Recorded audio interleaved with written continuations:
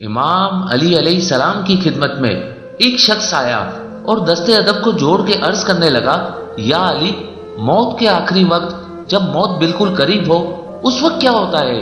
بس یہ کہنا تھا تو امام علی علیہ السلام نے فرمایا، جب انسان کی زندگی پوری ہونے لگتی ہے، موت کا وقت آ پہنچتا ہے، تو اس وقت انسان کے وجود میں بغاوت پیدا ہو جاتی ہے۔ تو وہ کہنے لگا، یا علی، کون سی بغاوت؟ امام علی علیہ السلام نے فرمایا، جو اللہ کی نعمتیں اللہ نے انسان کو عطا کی ہیں وہ سب اس کی باتیں ماننا چھوڑ دیتی ہے، اس کا جسم صرف ایک گوشت کا لوتھڑا بن جاتا ہے، انسان کی روح جسم میں اپنے آپ کو اکیلا محسوس کرنے لگتی ہے۔ اس وقت انسان کو یہ محسوس ہوتا ہے کہ یہ میرا ہی جسم میری بات کیوں نہیں مان رہا۔ اس وقت انسان کی روح یہ کوشش کرتی ہے کہ وہ جسم کو اٹھائے، وہ جسم کو منائے، لیکن افسوس جو اسے وقت ملا وہ پورا ہو چکا ہوتا ہے۔ ابھی انسان اس کیفیت میں حیران و پریشان ہی ہوتا ہے کہ اتنی دیر میں فرشتہ موت آ پہنچتا ہے۔ جیسے ہی انسان فرشتہ موت کو دیکھتا ہے پھر وہ سمجھ جاتا ہے کہ اب یہ میرا جسم میری بات نہیں مانے گا۔ اس وقت انسان کے وجود سے انسان کا نقاب اتر جاتا ہے۔ تو وہ کہنے لگا، یا علی، کون سا نقاب؟ امام علی علیہ السلام نے فرمایا، اعمال کا نقاب۔ اس دنیا میں بہت سے لوگ ایسے ہوتے ہیں جو دنیا کو دکھانے کے لیے اچھے بننے کی کوشش کرتے ہیں، لیکن ان کے اندر شیطان چھپا ہوتا ہے۔ اور کچھ لوگ ایسے ہوتے ہیں جس کو دنیا برا سمجھتی ہے، لیکن وہ انسان اصل میں اللہ کا ایک نیک بندہ ہوتا ہے۔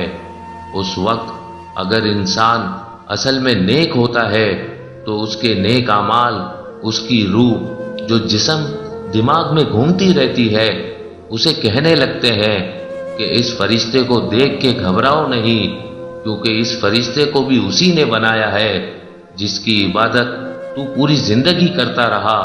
کہہ دو کہ تو اسی اللہ کو مانتا ہے، کہہ دو کہ تو اسی رسول پہ ایمان لاتا ہے جس پہ ایمان یہ فرشتہ بھی رکھتا ہے۔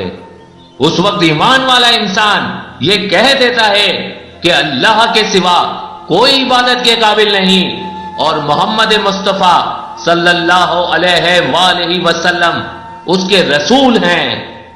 یہ سن کے فرشتہ موت مسکرانے لگتا ہے اور سمجھ جاتا ہے کہ یہ بندہ مومن ہے، اور اس کی روح ایسے نکلتی ہے جیسے کوئی خوشبودار گلاب کی خوشبو کو محسوس کرے۔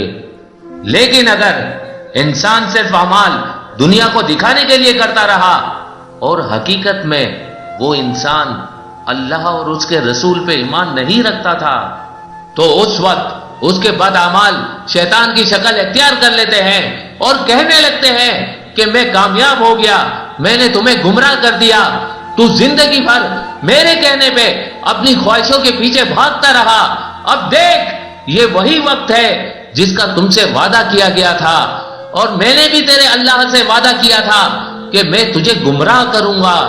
تو وہ اتنی دیر میں گھبرا کر اپنے جسم کے مختلف حصوں کو اٹھانے کی اور بھی کوشش کرنے لگتا ہے۔ فرشتہ موت اس کی روح کی گھبراہٹ کو محسوس کر کے یہ سمجھ جاتا ہے کہ یہ بندہ اللہ کو تسلیم نہیں کرتا، انسانوں پہ ظلم کرتا آیا ہے۔